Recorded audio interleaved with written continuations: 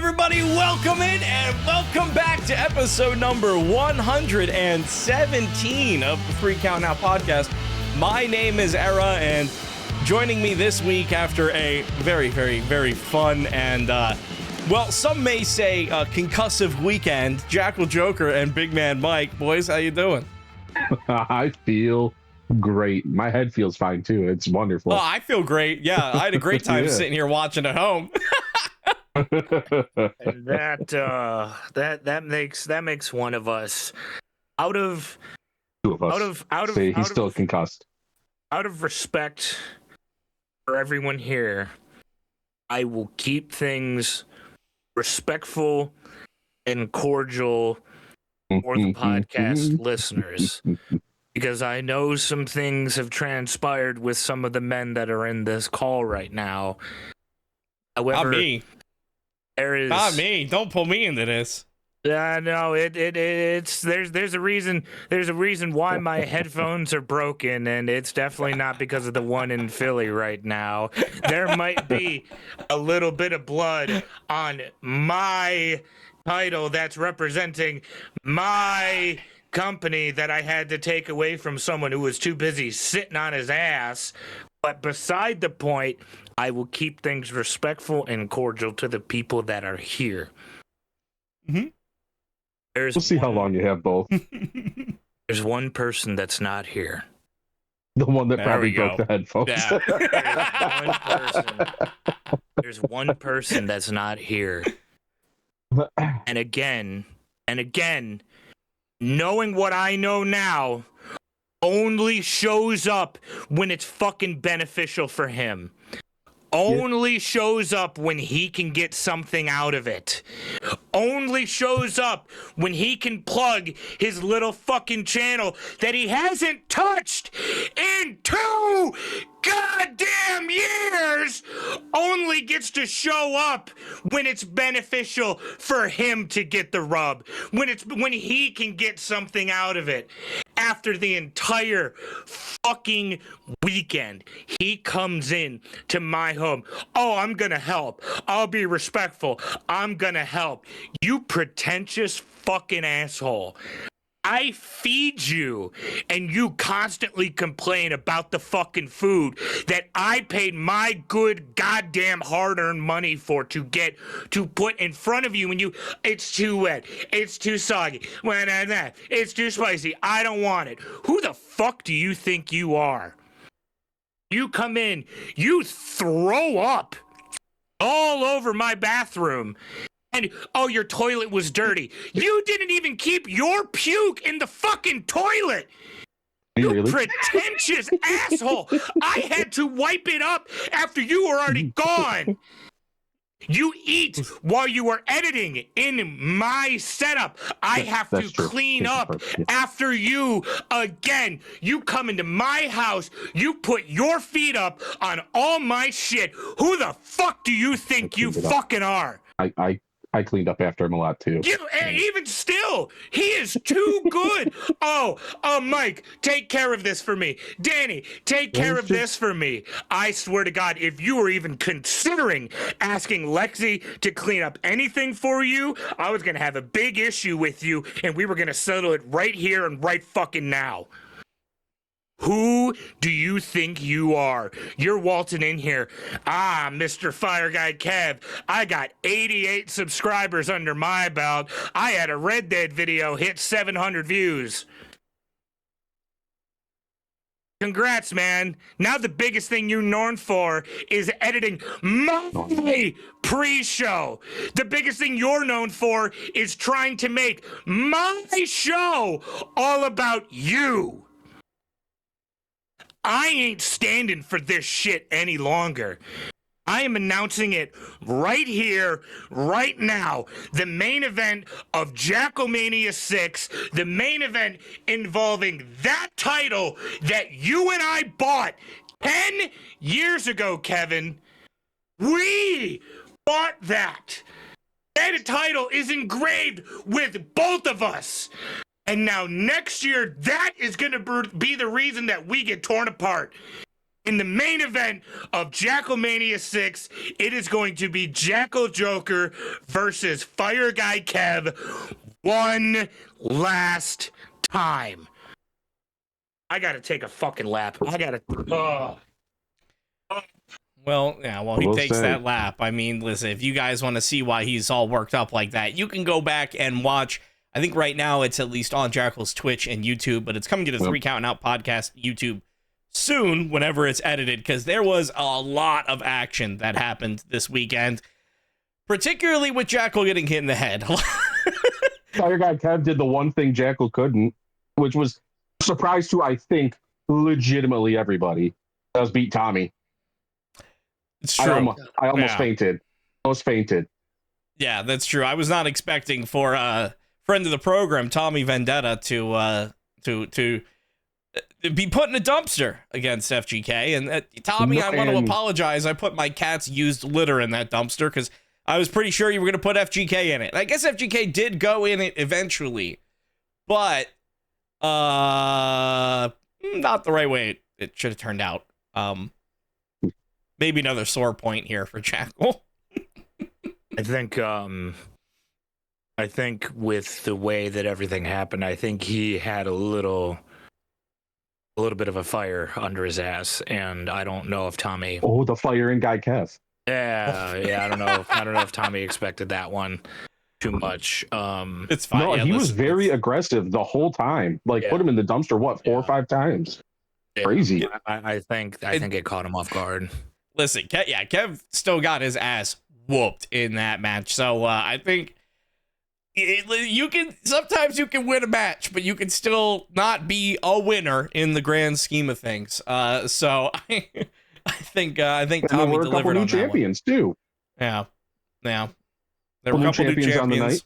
Mm-hmm. A lot of new champions throughout the night. A new belt, the Jackal Intercontinental Universal I-95 North-South Championship. Yep, won by a holy religious robot who therein lost it later that night to someone I can't quite remember right now. And thankfully, it's all blur.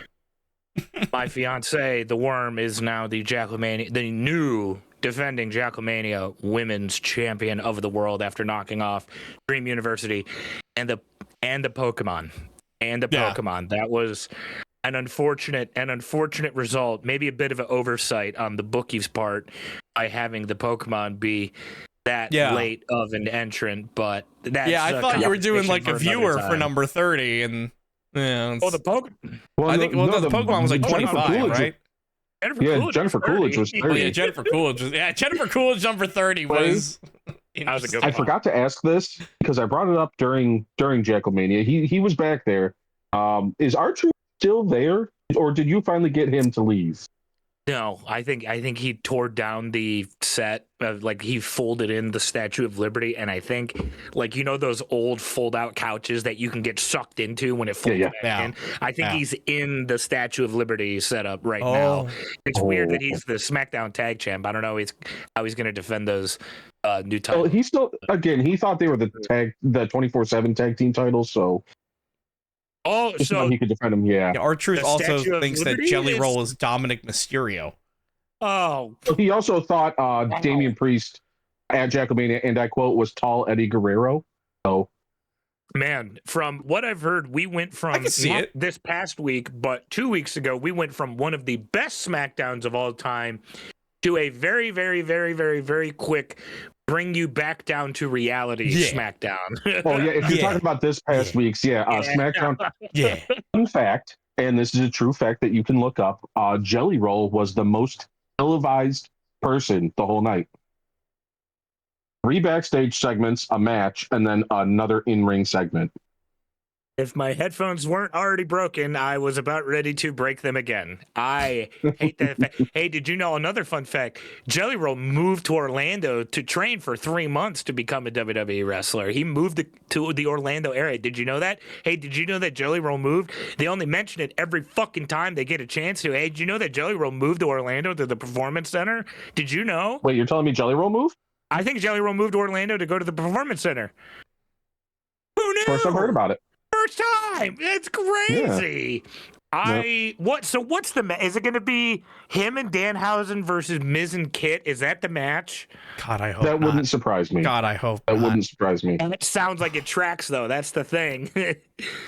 Either that, or they'll somehow make it a triple threat, and it'll be like a Jelly Roll and R-Truth and Damian Priest against Kit, Miz, and somebody else. I could see them doing something stupid like that. Oh, like a big SmackDown tag team sort of like fuck off tag team match. Yeah, because Sammy's facing Trick Williams for the belt. Yeah. Oh well, yeah. Sammy going after the main title shot. Sammy going after the world championship. Sammy decided, you know what? Fuck it. Actually, I want the U.S. championship. That's a little bit more achievable. And then got it. Good for Sammy, I guess. True. I don't really know how that one works. He wanted a world heavyweight champion. He cut a whole promo about how his kid wanted it, and he was gonna like hold it and get it for his kid, and he was gonna do it for his child. And yeah, you know what happened? And the booking said, "Nah." Yeah. Oh. The booking went, actually, Sammy, hold on, wait a minute, Sammy. There's open challenges. We can just put a belt on you real quick. Through Jackal's various Facebook sources, there allegedly may be a reason that Carmelo Hayes needs some time off around the Mania season. Pregnant? Yeah, Carmelo Hayes is actually having a baby. He's about ready to pop as we speak. He's going to be a first-time mother. Congratulations, Carmelo Hayes, on the new first-time baby. Mom. Congrats. Yes, Ilya is the daddy. He's an athletic, violent kid. I think it was just like a non-injury, like personal time off. It's not going to be too long, I don't think, but it's also my various Facebook sources, as we've now called it. So again, take it with a grain of salt. Yeah, I just wouldn't don't get be surprised if there was something going on. You've had Sammy every week talking about going after the main title, and like having him be kind of an asshole going for the title could have been a good character arc, but instead they were like, main title, mine, best title. The guy's going for it. So, there's also Trick, who was going after the main title. More. Yeah, he's going feels after very the US title rushed. now too. It feels very rushed. Yeah, it feels like they're just kind of going, we need a pivot. Shit, and then they just throw Sammy in there. And literally, why not? So we're doing this with Trick Williams. Now we're hoping that when he gets the U.S. title, he keeps doing this instead of going like this. Which, unless he keeps the open challenges going, pretty much a known thing that if those U.S. Open challenges don't keep going, we're gonna start doing this because they don't know how to use the fucking title otherwise. Also, I don't know about you. I was just gonna say, I don't know about you, but which one sounds like the bigger match for WrestleMania? Trick versus Sammy for the U.S. Championship, or Trick versus Mello for the U.S. Championship?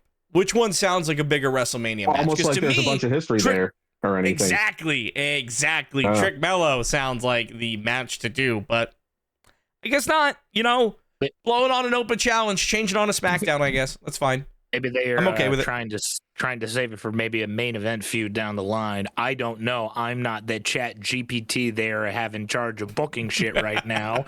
But what I do know is that is the 8th match added to the current WrestleMania card right now, while we are still like 3 weeks. 3 weeks away from Mania. I think by the time this comes out, I think it's exactly 3 weeks. Yeah.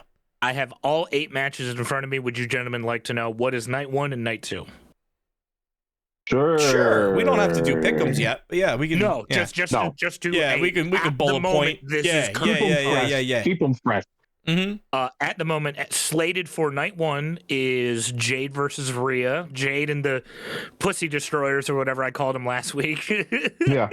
Don't remember. I think they were just called the Baddies. I was very sorely mistaken. Well, because Pussy Destroyer is better, though. That's better. That's so much better than Baddies, dude. Used to have an AEW, the Baddies section, where she would just bring in a bunch of like bloody women and just plop them there, and it was great.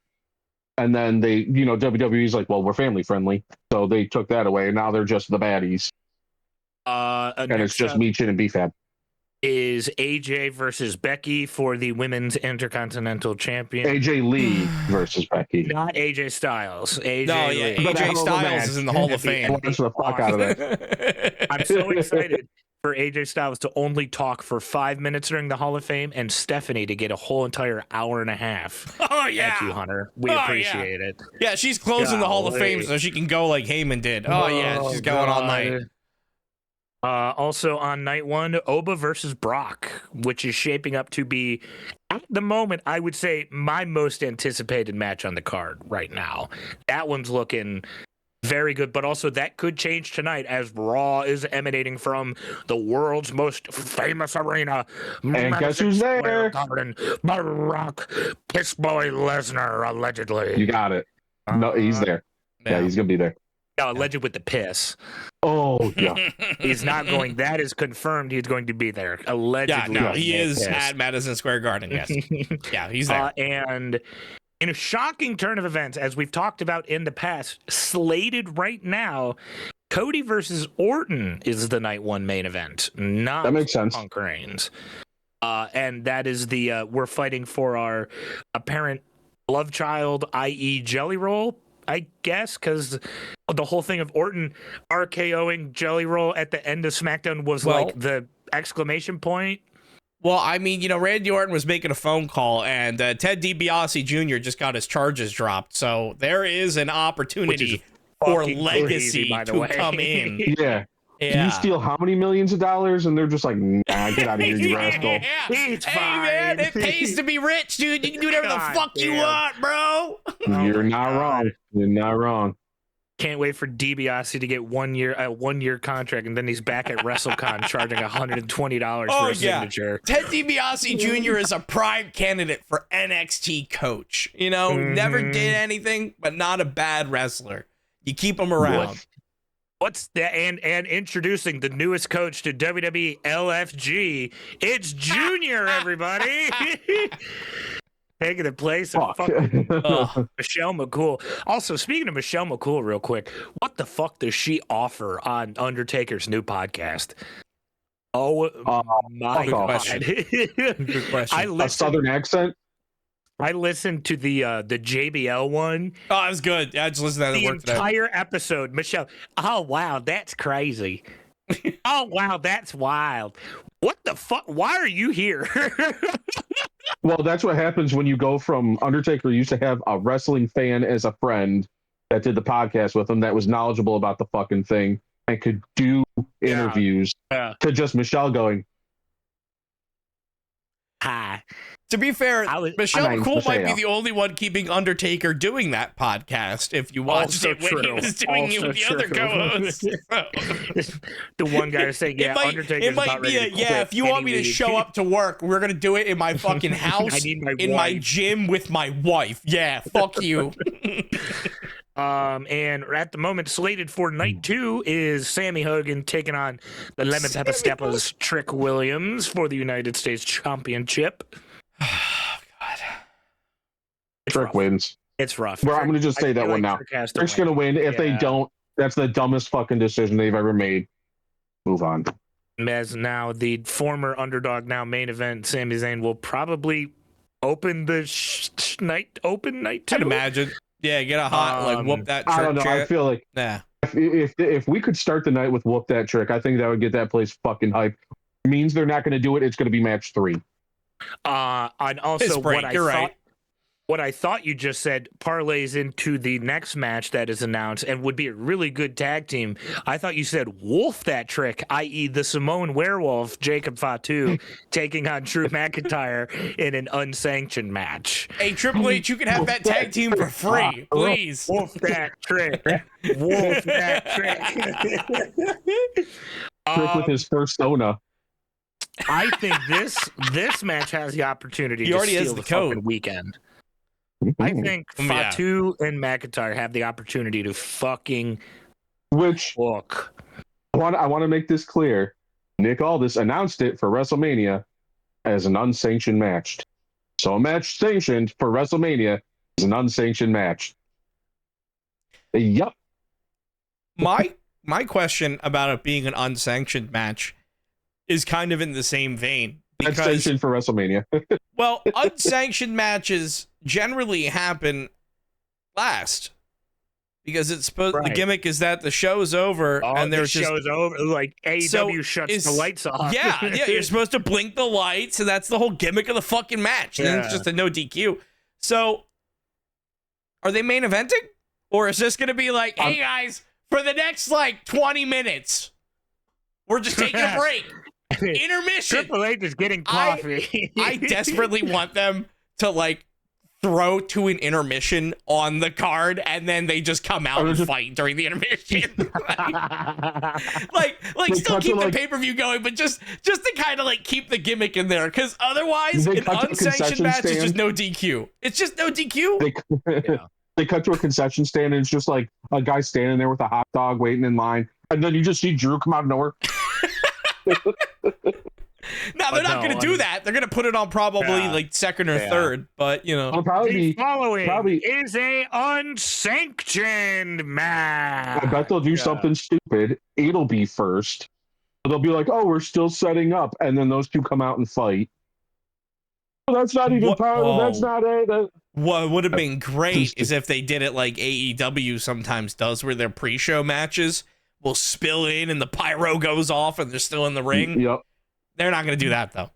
No. Because the fucking Kit Kat sponsorship paid money to be the first thing that the people see. So who sponsors the unsanctioned match? We'll talk about those Kit Kats. There's going to be a shortage right now. Yeah. 12 tons or whatever of fucking Kit Kats. Somebody stole 12 tons of Kit Kats in like the UK or Europe, in like somewhere. Poland. In like Europe. Yeah, Poland.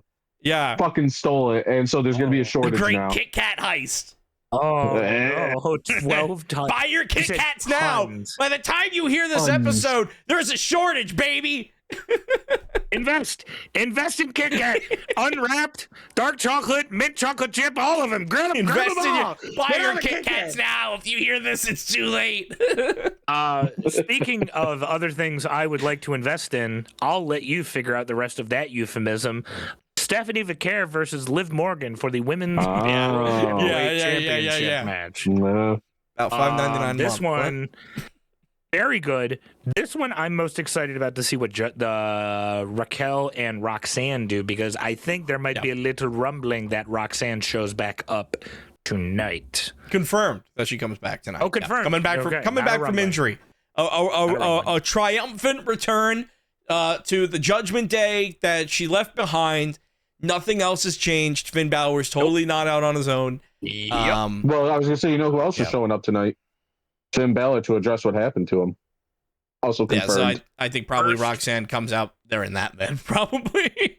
First appearance for Finn since everything happened. Yes. At least on Raw, yes. And I'm assuming tonight we'll probably get it. Tonight they'll probably either the announcement or next week it'll be Finn and Dom for the title or whatever, because Dom still has the IC title, right? AAA. Yeah, he is the AAA Mega. Right now, Penta's the IC champion. It could. I mean, you could... listen, Finn could be the AAA Mega Championship. I think AAA would love to have Finn Balor. Yeah, man, Demonito's over. Also, think about, okay, hey, the Demon's supposed to be this, cool entrance, and it's just a gimmick, and it's not necessarily supposed to be booked any different than anything else. Lucha Libre knows how to do that. It could... I mean, listen, if you put a AAA Mega Championship on Finn and then you make it Demon Finn Balor, I might stay up until midnight to watch the AAA shows. Maybe. If they're good. Especially in regards to our last match, because right now, I don't think there is a place for Finn in the main event scene, due to the storyline happening in between our Night 2 main event, CM Punk and Roman Reigns. The old match for the World Heavyweight Championship. The Zebros! Speaking of this, I told Jackal I was going to bring this up. I have kind of a beef with him. I had kind of a beef with him about his post he made on the 3 count out, and saying that he was pissed off about them bringing back the Bloodline stuff, and he thought it was bad. And I think this is the only good thing they've done with Jey Uso in the last 5-6 months. I agree. think this is the best Roman This is the best Roman Reigns has looked in the last 5-6 months. I disagree. And he's fair. So I think the Roman Reigns we got last week was better than anything we've seen since before War Games. Because he's more violent. Low bar. Well, Raw's been a low fucking bar, bud. Yeah. Alert. Yeah. Roman was more violent, and it's because of Jay. Roman took it to Punk twice in the same night because of Jay. Jay is being that emotional, hot-headed dude again, which is what got him to the fucking main event in the first place, and actually got him popular, not just being guy. So I think this is the best thing they've done for not necessarily the bloodline, but those people in particular in a while. And I think Punk's going to probably end up with some help somewhere. I don't know who, but at the very least, it's making it mildly interesting because it's not just Jey Uso being fucking Yeet Boy again. And Jimmy, they don't have a personality for. Jimmy's just the fucking They're getting ready for Jimmy to go on paternity leave. He's going to be gone. Yeah, he's Big Brother Jim. Big Bro Jim. And I even offer more fuel to that flame tonight because I found out through my morning commute when I get my wrestling news from hopefully friend of the show eventually one day, youtube.com/cultaholic, up the Cultaholic. Tonight in the world's most famous arena, Madison Square Garden, it is going to be the Usos and whatever's left of the Vision for the tag titles in a New York street fight tonight. Okay. And I think that maybe Logan Paul, Austin Theory maybe get those titles to get us even more of a crash out. So they're kind of maybe cycle into the main event later. Don't fucking do that. I don't want to see him. Goddamn Logan Paul. Yeah, I don't hate Jey Uso and Jimmy Uso going back to the side of Roman Reigns. I think right now, if you're trying to make the Usos a thing again, a very easy way to do that is to just group them with Roman Reigns, and you get to say, look, you're all Roman Reigns' guard dogs, and sure, whatever. That's the whole gimmick of the fucking bloodline. My problem is with how they are booking Roman Reigns himself, because even when he was not there every single week, there was still somebody cutting a promo for him. There was still some premise for him, some presence around him. He had a Paul Heyman coming out. He had a fucking, like the fucking phone calls that he was making and shit. He was involved there. He was making decisions. Now he's taking the orders from Jey Uso. Weird. You're picturing it wrong. That's why. It's not he's taking orders from Jay. It's Jay going, not who you are. This is who you fucking are, man. Why are you being that guy? Why are you being Hollywood Roman? Why are you being the Roman that's just like aloof? But he is Hollywood Roman now. That's who he is. That's why he, and according to Jay, that's why he doesn't have a fucking Damn. I missed that part. Jay's going, hey, pull your big boy balls out, get in your fucking yard and get your belt back. The guy you were. You don't have a belt because you're a bitch. In friendlier terms. That was MJF phrasing. My main problem with CM Punk versus Roman Reigns and the way that they're doing this, if they want to build teams, fine. Do whatever you want to do. It's WrestleMania. Put some spectacle behind it. My problem with this is that we all know that if Roman Reigns wins, there's going to be zero follow-up. Yes. Which I'm assuming means CM Punk retains. And if CM Punk wins, what's next for CM Punk? Probably either Seth or Braun Breaker when he's healthy. So we're back to where we were. Because they were originally gearing up for Braun Breaker to kind of, I think, face him at Mania, and then they had to pivot, and then it was Bronson, and then they had to pivot. Yeah. Which is why we had Jay in the fucking chamber in the first place, and they realized, people don't want Jay, so we had Logan Paul. Yeah. And Logan Paul had Bronson Spot, hence why he had Bronson Spot, which was Braun Spot, why he eliminated 3 fucking people. It's so funny that it's a very injury-laden Mania is happening 10 years to the date of WrestleMania 32 as well, when that was also the Mania that was just absolutely fucking raw dogged by injuries. It's like the curse of the twos. I wasn't quite watching around the time of WrestleMania 22, but I can only imagine that were a couple of injuries around that time as well. I don't remember which one that is. Yeah, I think that's too many fucking cousins or whatever. I think that's that's Mysterio, Orton, Kurt, the triple threat, and that means that's Cena, Triple H. That one was fine then. That one was great. Oh, that was a very good one. That was a very good Mania. And as far as this Mania goes, we'll see. Because I just know I personally would like the main event to stop being promoted by such playground insults as, "Oh yeah, well you're old." Can we get a little more mustard than that, Roman, please? Yeah. No. My problem with this year's WrestleMania, because the day that this comes out, we're 3 weeks out from WrestleMania, right?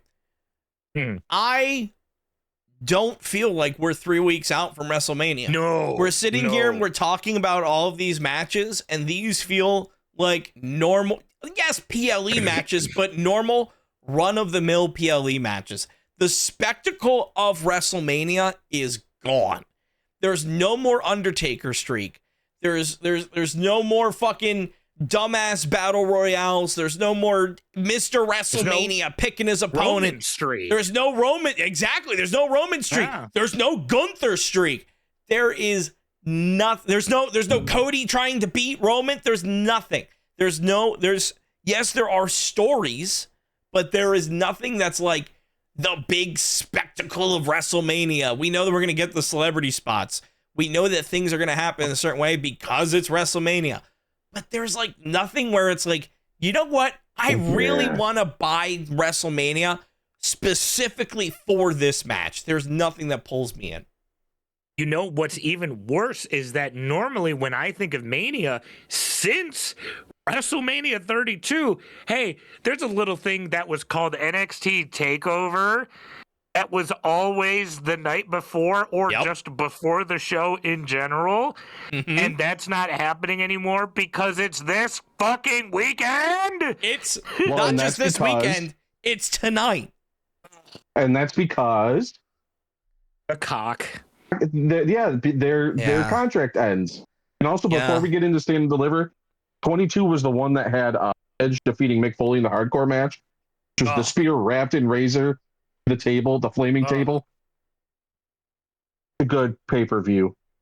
Good. Very good. Phenomenally So, yeah, 22 was incredible. So I guess just 32 and 42 now. So in 10 years, the three counted out 10 years from now, WrestleMania 52, we'll talk about it then. It's either going to be amazing or filled with injuries. Yeah, well, one or the other. I mean, I feel like just looking at this match of Stand and Deliver, it might be the same story, either amazing or filled with injuries. It's going to be the first NXT pay-per-view live on YouTube. Nowhere else. That's that's where WWE goes when nobody else will pick them up now. They're going to YouTube, just like AEW. No, I thought this was the final one on Peacock. No, sir. No, this is the first standalone event to stream on YouTube in the United States. Or free. How much do we have to fucking pay for that? I don't know. That would be a great question. Unfortunately, the internet does not tell me that. I mean, as content creators who also do live stream on the Red platform, hey, you'll just make it back in fucking ad revenue, Susan. I mean, yeah. Just let it be free. You'll be fine. Yeah. To be fair, though, their AAA stuff, those because those are pay-per-views that they put there. They also do the weekly shows, but they put their AAA pay-per-views there, and those are free as well. So I don't know if this one's going to be free or not, but we'll have to find out. I won't say no to it. Damn it! What? I just saw who the fucking special guest is again. Or what?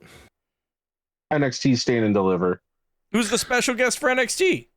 Danhausen. No. Let's see if I can. No, NXT it's a woman who has been special guest already a couple times. Mariah Mayhausen. Sexy Red. Oh, we get the BBLs back into it. Oh, Sean re-downloaded Instagram. It's not to say it's NXT. Shawn Michaels likes a specific type of woman. She brings nothing fucking to it. I don't understand it. I don't. Well, no, Mike. She brings very too large. I get that. I get that. Jesus, but just gonna go out there and twerk and be like, and then that's the fucking for free, show. I'll fucking watch. I won't pay to see it, but damn, for free. Well, Sexy Red aside, the first match of NXT Stand and Deliver, a tag team match for the NXT Tag Team Championship, the Vanity Project. The Vanity Project, Brad Baylor and Ricky Smokes going up against a new team, Birthright. These are all wrestling family people. So we got Stax Lorenzo and Uriah Connors. And then, of course, it's Birthright or Los Americanos. We'll find out tomorrow at the time of recording this, tomorrow night on NXT, but we already know at this point. So it's either it's the Vanity Project versus Birthright or Los Americanos. And Birthright is the one that's kind of being fronted by Regal and Finlay right now. Yes. Yep. That is the new team of injured. Ooh, okay. So they're looking to maybe push some people to the front, then get some. I mean, if you have Lexus King, in my mind, is somebody who would have a singles title. If you have a singles person down, throw some tag titles on him. I could see that. No? No, his character's terrible. It's NXT though. Come on. Give him a North American. NXT for like 2-3 years, and his character has been shit the whole time. Yeah, Charlie Dempsey barely talks, and his character's better. We haven't talked about NXT a lot, but the time that we do have, I don't think you guys have brought up Lexus King a lot, if at all. So, but I'm saying in the realm of NXT, in the realm of NXT, I think he's good enough to put a singles title on. Fair enough. That's all I'm saying. We got to look at this as Shawn Michaels doing a surface level book here. How many times have we talked about the Vanity Project, Jackal? First I heard of it. So I was about to ask who's even on the team. They are from Evolve. And NXT Evolve since they bought Evolve. Yeah, and it's a second show for NXT. Yeah, if you can shift around the concussions in your head, remember when I would talk about on NXT, there were a group of guys that looked like you needed to cover your drinks at all times. The frat boys that looked like Fire Guy Kev was a part of them. That was them. Oh, and good. Are they still frat boys? When I watch them wrestle, they look like they're never going to be on the main title or on the main stage. So I think this pick is very easy for me. I'm going to pick the team that's fronted by fucking William Regal and Fit Finlay. I think this one's. And here's the problem with that one is that besides for Charlie Dempsey, like they're giving Stax title shots for no reason because that group is kind of ass. It just is. Notice how a lot of real low to mid card talent in NXT right now. There's a couple people at the top that are very clearly better, and then there's everybody else. That's what happens when the great exodus happens, and even still, everybody else that's at the top right now is about to. I feel like we're about ready to hit another NXT 2.0 sort of like dead zone where everybody's got to get built up again. You know, if they lose Ethan Page, Ricky Saints, Joe Hendry, and Tony Dimes, if they lose those four, they don't really have any like you could put the title on and be like choice. Well, Mike, it's actually very interesting that you mention all four of those names because all four of those names find themselves in the main event, a fatal four-way for the NXT Men's Championship. Joe Hendry, your NXT champion, versus Ricky Saints, Ethan Page, and Tony D'Angelo. So one of these men is going to be losing after WrestleMania. There's always call-ups. I could definitely see Joe Hendry dropping the championship and going to the main title. Just about to say that. Tony D'Angelo has been on NXT for a while. I could see them calling him up, but he also relatively recently did just kind of drop the mafioso aspect and trying to get a little bit more. That they got rid of that. Well, yeah, but I see what they're trying to do. They're trying to make him a little bit more real, and they're just trying to be like, they're like, you can still be Italian, you can still, but just dial back the mafia a little bit. I don't know. When they started his character and he had a title, and they had like the whole family. I think when they bumped that, if they would have bumped that to the main roster, it would have only been mid card. But put a mid card title on him, put the tag titles on X and whoever the fuck the other guy was, and let them be like the mafia on fucking SmackDown for like half a year. People are going, this is kind of fun. And instead they went, he's going to do nothing with him, fire one of the guys. Oh, he got injured. All right, let's just scrap the whole thing. Yeah. Come back as like a hitman. Yeah.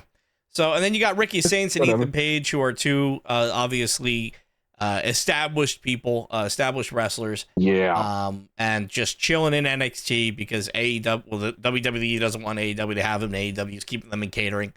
I feel like probably in this match, I could see Tony D getting the NXT championship, but not really having too much of a run with it. I feel like they want to put him in that spot where they're like, look, he can hold this. Like, Tony D has held tons of gold in NXT before. He's very accomplished. Out of everyone in that family, he's the most accomplished because he was the fucking dude in charge. I don't think he holds it for long, but again, in the realm of NXT, I can see Tony D handling it. I can see him kind of sneaking in this win at the end, right? Like Joe Hendry loses it, maybe, but like Joe Hendry goes up to the main roster. Ricky Saints and Ethan Page can keep doing whatever the fuck they're doing, and Tony D can move on with his life.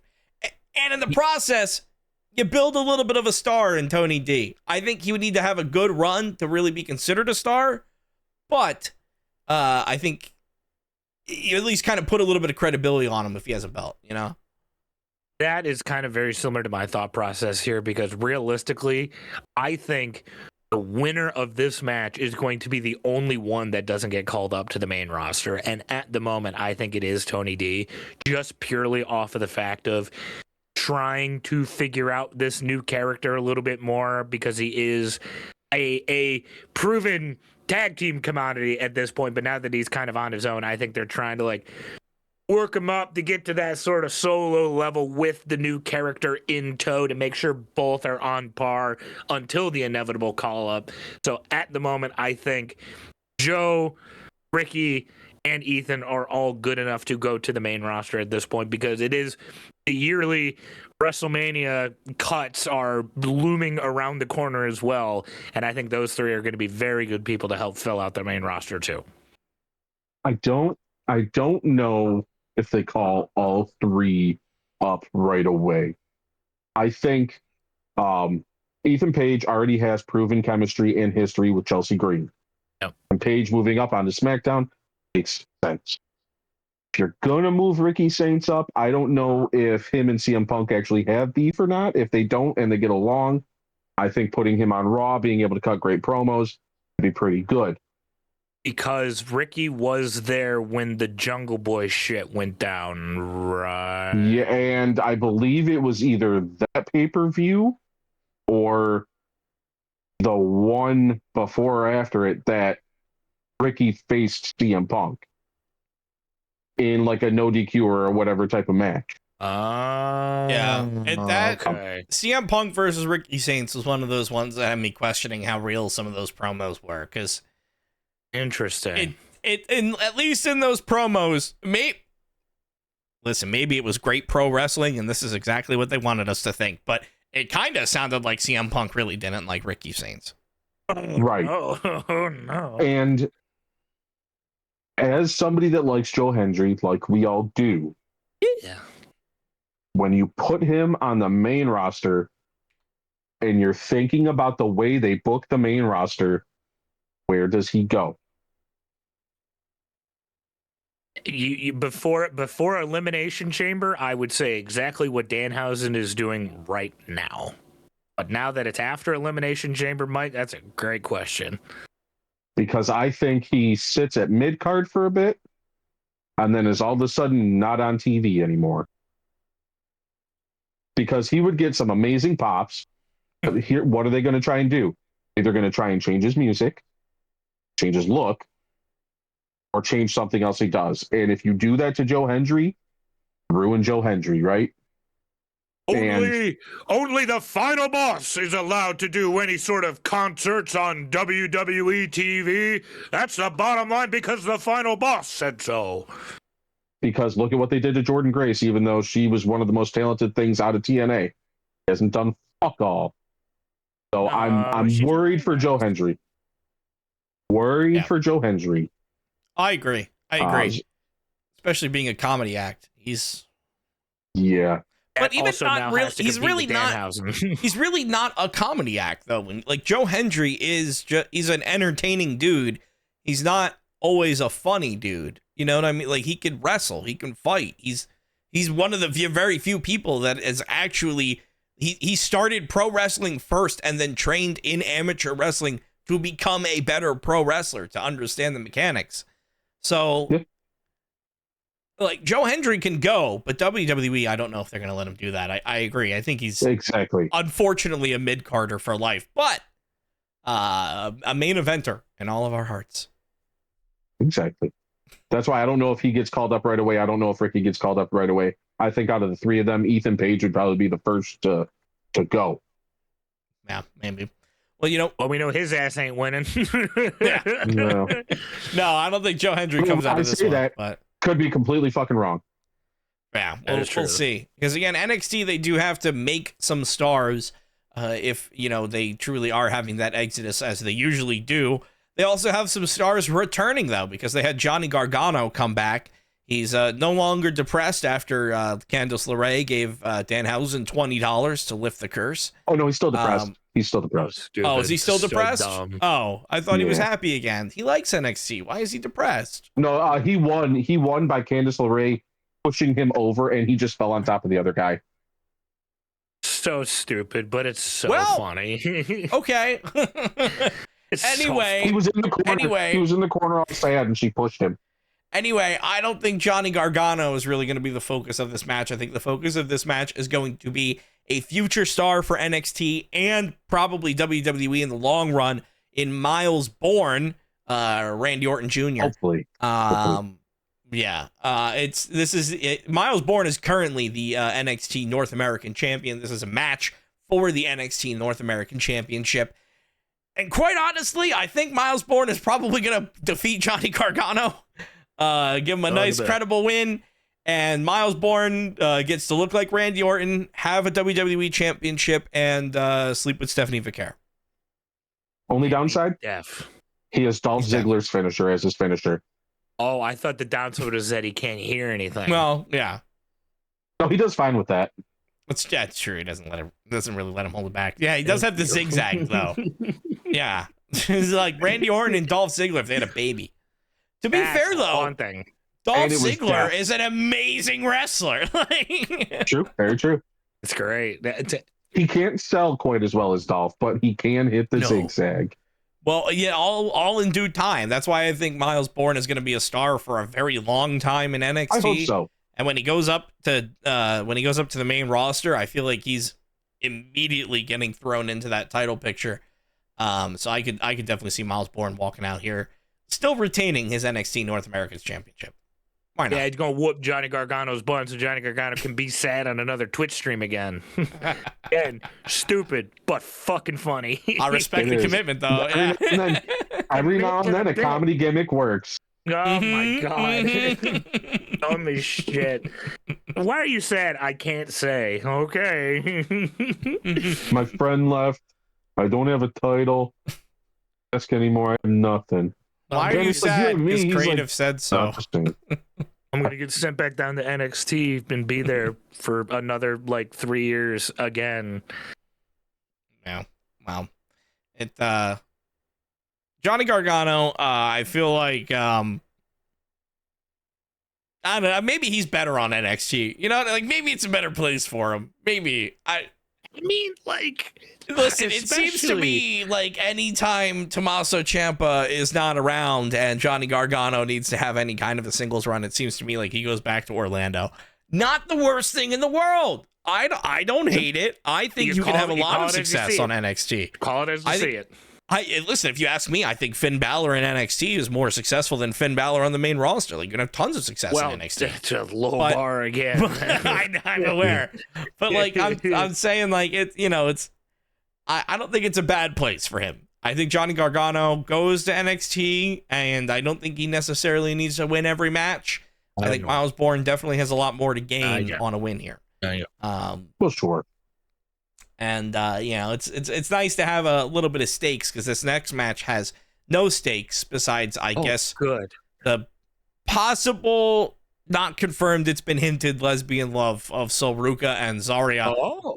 Oh yeah. In a singles match, but that speaks to the popularity, where every other match on this card is for a championship, except for this one. So that speaks to the popularity of these two women. That they are bad blood. They're just duking it out, and people are just that into it. They are that over.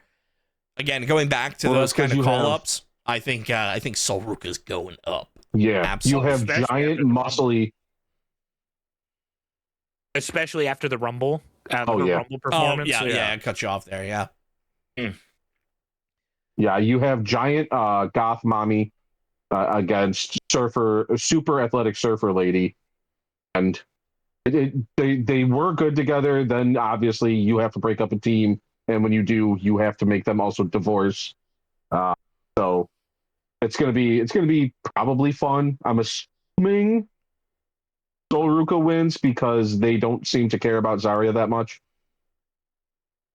Kind of how it is. Sol Ruca has won literally everything, and anytime Zarya's in a singles match, she loses.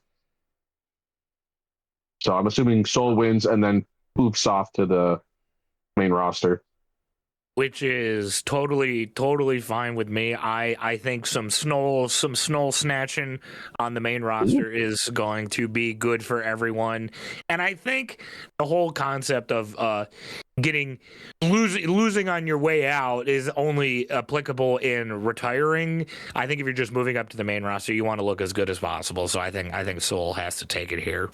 Yeah, I also think that once you have Sol leave, Zarya then finds herself in a position, because she's always kind of been by Sol's side in NXT.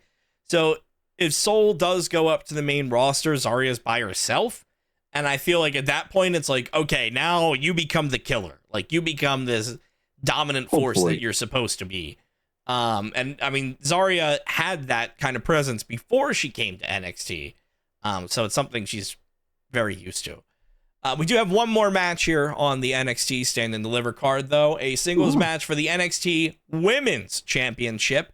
Your reigning, defending NXT Women's Champion, Jacy Jayne, going against Kendall Gray or Lola Vice. We will find out, I believe, tonight or tomorrow night on NXT. Hopefully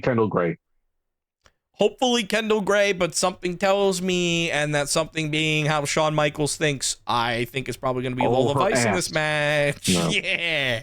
Yeah, I think Shawn Michaels is looking at this one as getting the TikToks in. You know, he's sitting there going, Kendall Gray is such a sneaky good fucking wrestler. Yes. She's so good in the ring. Yes. Doesn't necessarily have like a huge personality down yet, but is so damn good in the ring. And then you have Lola Vice, who's not so good in the ring, but she has a great butt.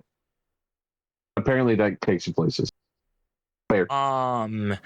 As a very, again, the Jane Jackal does stand for NXT, turns out.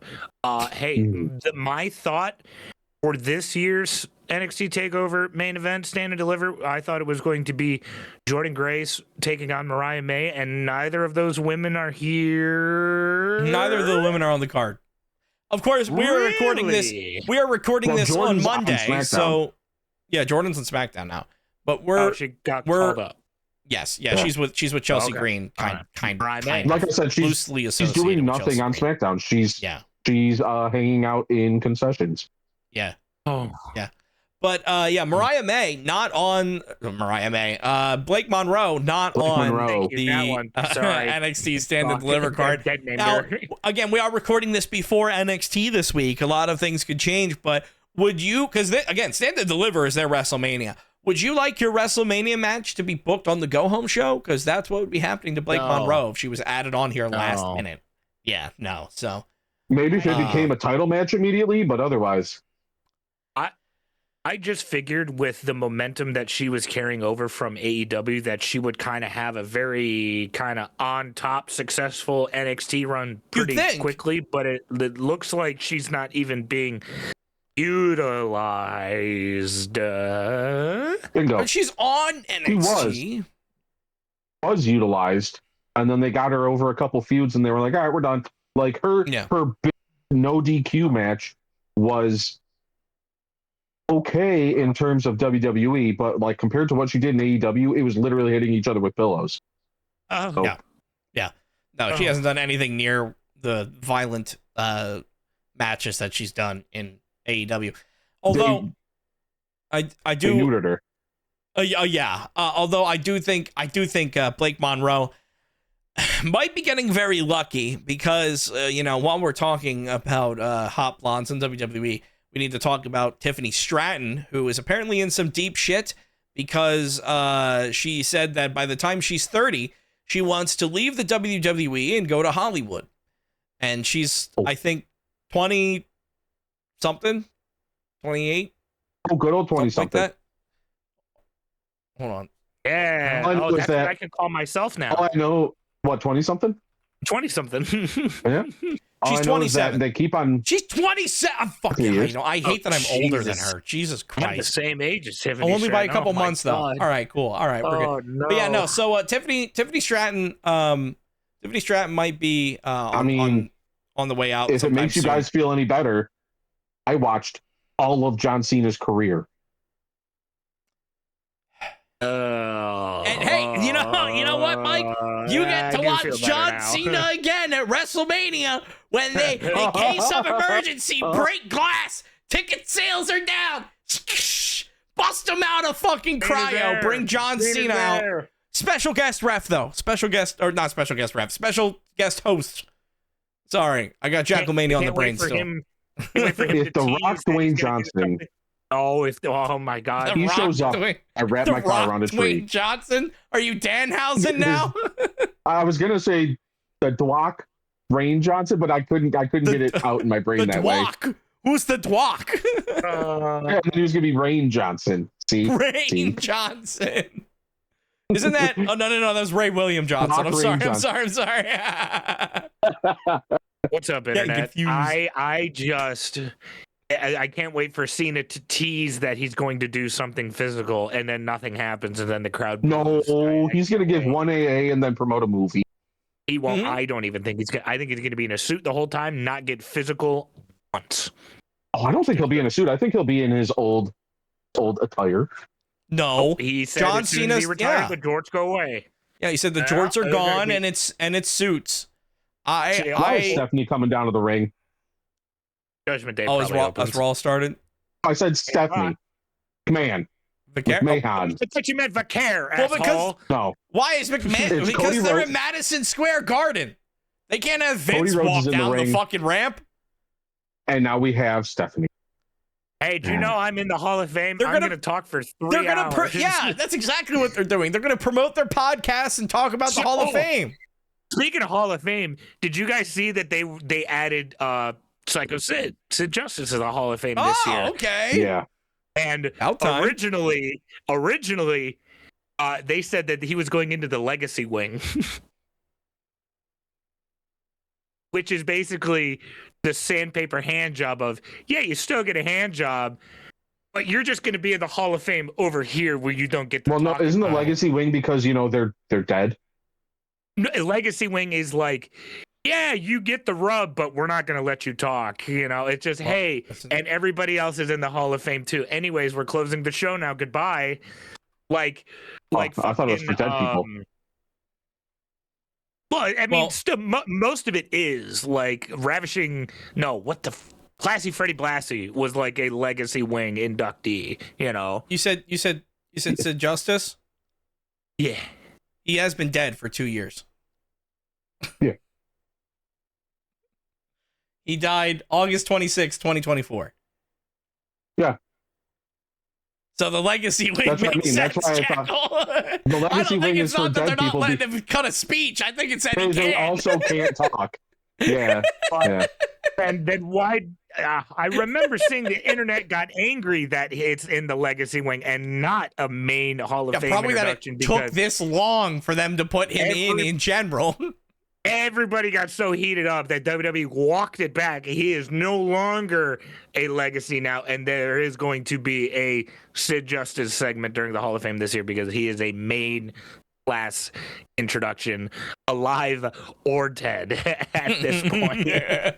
Well, regardless, he should have been in. He should have been in a long time ago. Yeah, a minute ago. Just like fucking Demolition, they should have been in a while ago too. Why are you scowling, sir? They're opening fucking Raw with a talking segment about WrestleMania. Like Stephanie, they're basically doing a Stephanie sit down podcast. They're talking about fucking WrestleMania right now. Oh God! Oh God! Mike, they're in Madison Square Garden. They need to throw a McMahon out there. Buy our tickets. We're not moving any tickets in comparison to. Well, when does somebody come out and hit the McMahon? On deck. This is tradition. Somebody hits a McMahon at Madison Square Garden. It's true. Oh yeah. Oh, Orton comes out and of course Orton's gonna fuck. Yeah. I might finish a little bit. Oh wow. What if Stephanie gets RKO'd? That's all you need. Right now, it's the low bar WWE has set from me. Jesus. Well, let's change the topic on Mike finishing, and let's have Mike suck it all back up inside because let's talk a little. Let's talk a little real quick. Let's talk a little 2K26 because I want to address something real quick. We don't need to go. We're not going to fucking read the patch notes or anything like that. That's insane. That's stupid. I do just want to get this off my chest because I've been thinking about this all afternoon. That's me right now. I legitimately hate that the meta for game development nowadays is that they release a game that's like 70% done, 65% done, whatever half percentage, whatever half-baked bullshit you want to put out there. They put it out there on the shelves. They put it out for a full price, a full fucking price tag. They won't even put an early access tag on this shit anymore. And then they go, well, we patched it, guys. Look at our awesome PR story that we get. Every fucking game developer does it, not just 2K. They're not even EA does it too. Fucking No Man's Sky did it. Fucking Helldivers did it. Fucking Call of Duty does it every year. It's the same fucking shit. They put out a full price game, half baked, and they go, well, we fucking fixed it through the patches. Look at how awesome we are. That does not make you awesome. That makes you fucking lazy, and it makes you stealing our goddamn money. I'm happy about the changes that they made in 2K26. I'm happy that we get everything we get the wrestlers as soon as we get the battle pass or whatever. Like, great, good changes. They gave everybody 20 free fucking levels because they realized how ridiculously bullshit it was. Make sure you read that fine print. It's not just if you have it's if you have the premium battle pass. So you get the characters immediately. I have it for every DLC. I believe you have it for the first one. Oh, so you still have to pay for it. You do, yes. Which, I don't. I mean, that's basically the same thing as buying the fucking DLC bundles, which is what it should have been the entire time. Yes.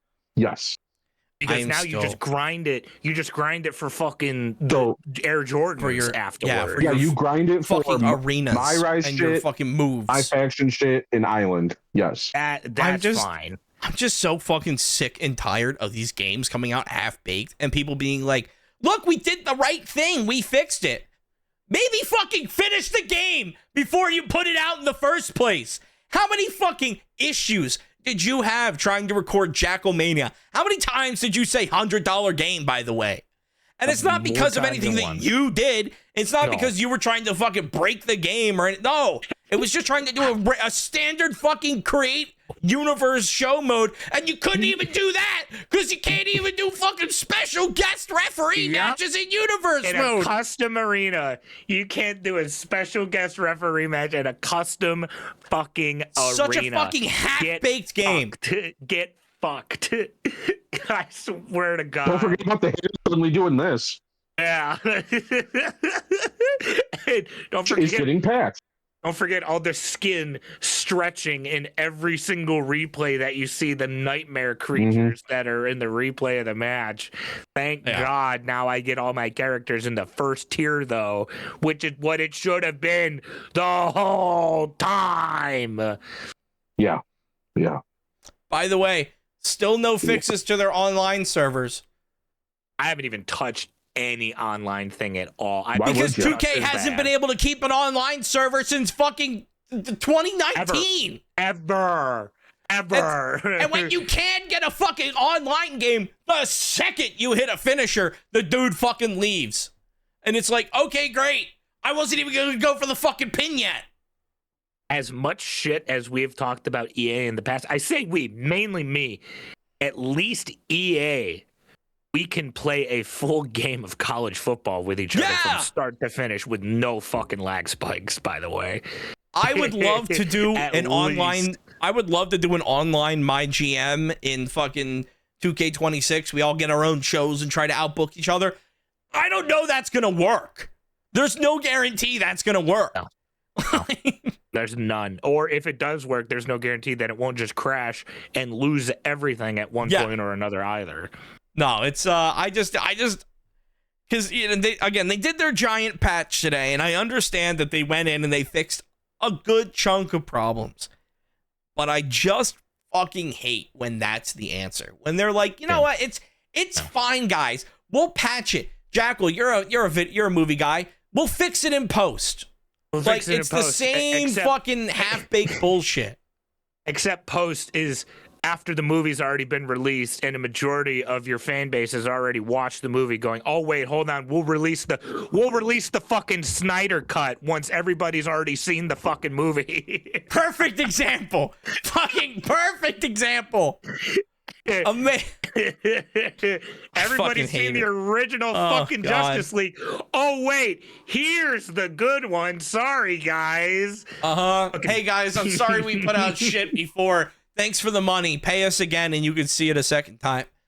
So fucking dumb, dude. Hey, if it makes you feel any better, SmackDown has Jelly Roll. Raw still has Speed. Like the drug. Oh. I was gonna ask like the drug, like the actual guy. Oh. I believe he's still cursed too. I can't.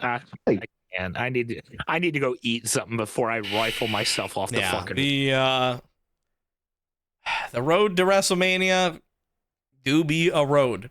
It's gonna be paved in blood. I don't know whose blood, mine or the wrestlers. We're gonna find out. The song was the Rocky Road to Dublin. It's the Rocky Road to fucking WrestleMania, and it is with Detroit potholes. Oh, holy! Better believe it, baby. Oh my god, dude, it is. We're almost there though. Almost there. We get to do our WrestleMania pick'ems in 2 weeks. 2 weeks. Yeah. Something like that. Yep. Something like that. I think. Well, here we can. Not the next episode, but the episode after. Yeah. So 2 episodes from now. I just keep thinking back to like where we were, even this time last year, or remember what it was like before WrestleMania 40. Remember how excited we all were? I mean, I know I was more excited because I was going in person, but I feel like there was just a general excitement for WrestleMania. It was a buzz. I feel like even for last year, there was an excitement to WrestleMania. This year, it's just nothing. It's nothing. Yeah. Because at the very least, we were coming off of Cena's Elimination Chamber turn. Granted, there was a European tour, beforehand, where he and Cody kind of exchanged. Granted, the exchanges were good, but I felt like compared to where the turn at Chamber happened, it was still sort of like not a very drop, but it was a downhill slope. It was a pretty steep downhill slope, though. But then the match happened, and then it dropped off the face of the fucking earth. Yeah, it was like a semi with failed brakes. Yeah, that was bad. But no, my only hope at this Mania is that they haven't done Dick with Jade. They really need to get her help when it comes to promos. I thought that was going to be the big change. They brought her here. Nope. So Rhea should probably win to reestablish that division. Randy pretty much has to win. Otherwise, what the fuck is the point of all this? Drew, Jacob, I hope they just both are unconscious at the end of that match and nobody wins. Because I feel like if somebody loses that, they're just back of the line. Nobody cares about them anymore. Sammy has to lose.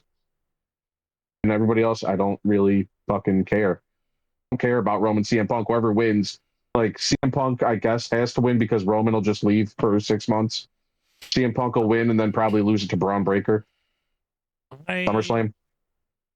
I'm going to make a video coming to the channel here soon. I shouldn't say soon. Coming to the 3 Count Out Podcast YouTube channel, where I want to do like a what went wrong or what happened, because I legitimately think Cody pinning Roman at 40 was WWE jumping the shark. I know there were probably podcasts 10 years ago during WrestleMania 30 when everybody was saying the same thing about fucking WrestleMania at 30. But then you turn around and like WrestleMania 31 was sneaky good, whereas WrestleMania 41 was pretty stinky in general. And WrestleMania 42, like there's another downward trajectory with kind of no end in sight at the moment either. And ESPN is pissed that they gave WWE this much money. Netflix reportedly is kind of pissed looking at their buyout clauses of the WWE contract because they put in that much money and it's barely cracking the top 10 on their weekly watch shows. I think WWE is barely bringing in over 1 million people right now.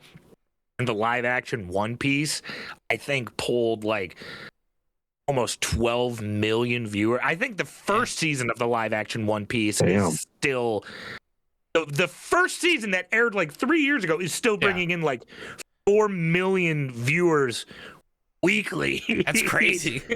That's like this deal. I haven't watched a single episode. Right.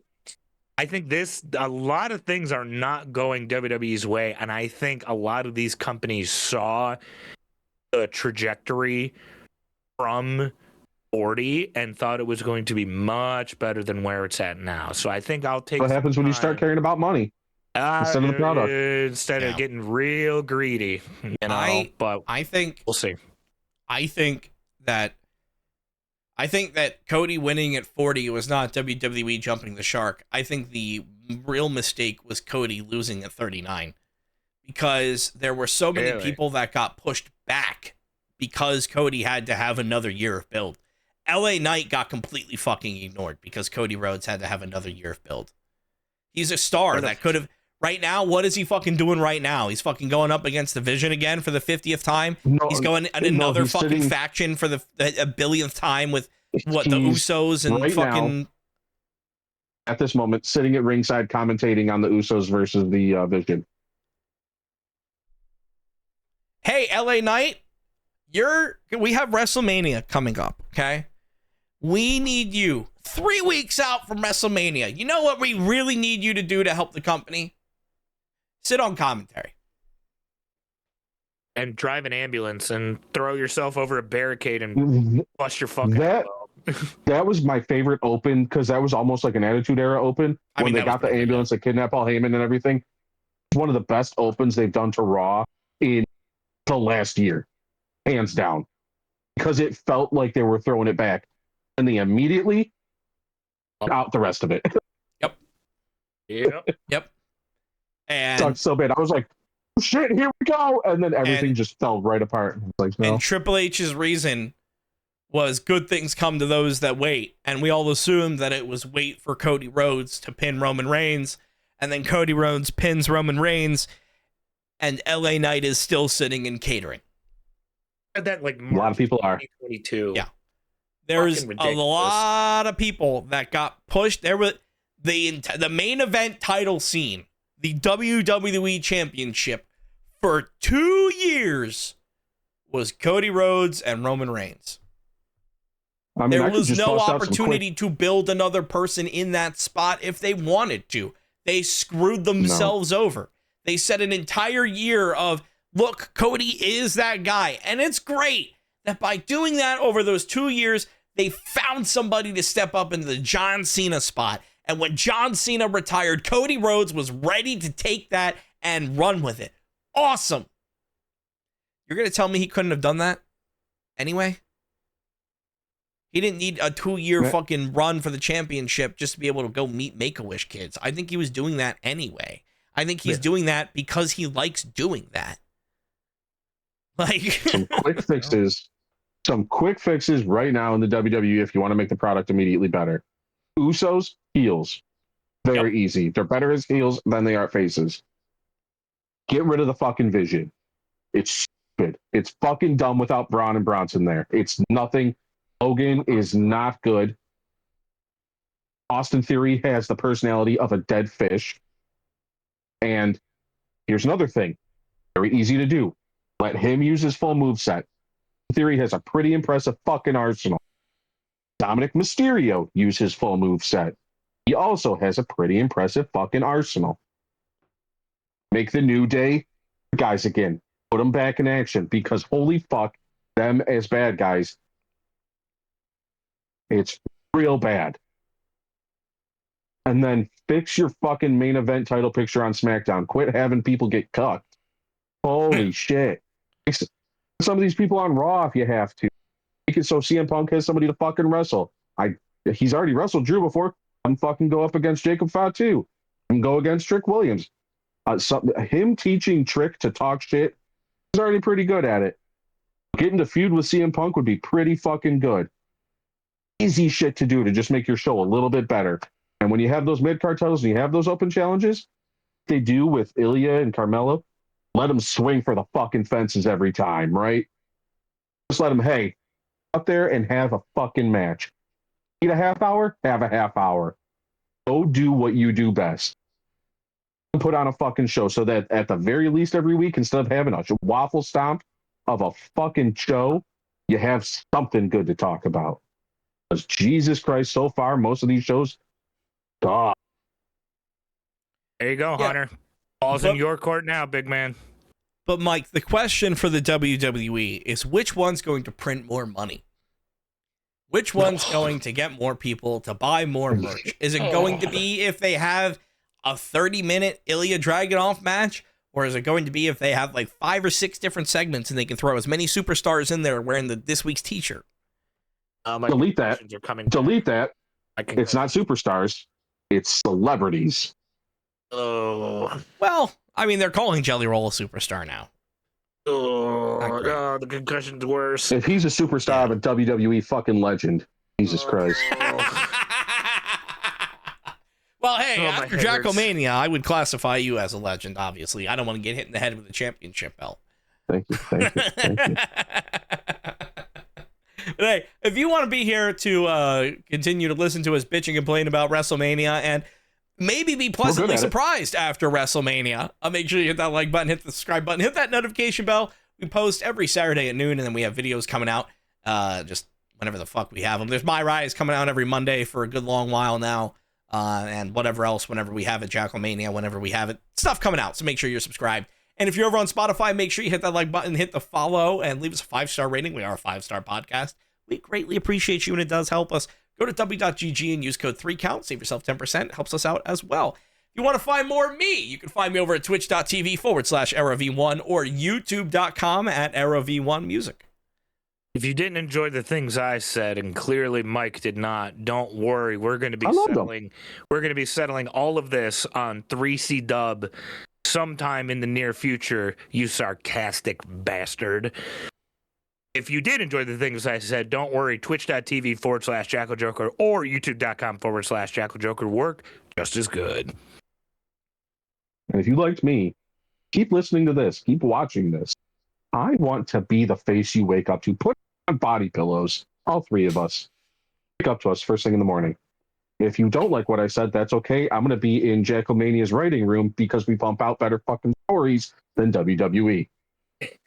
Don't worry, I'm getting in position. My head hurts. I need to go take ibuprofen. I'm in position. Well,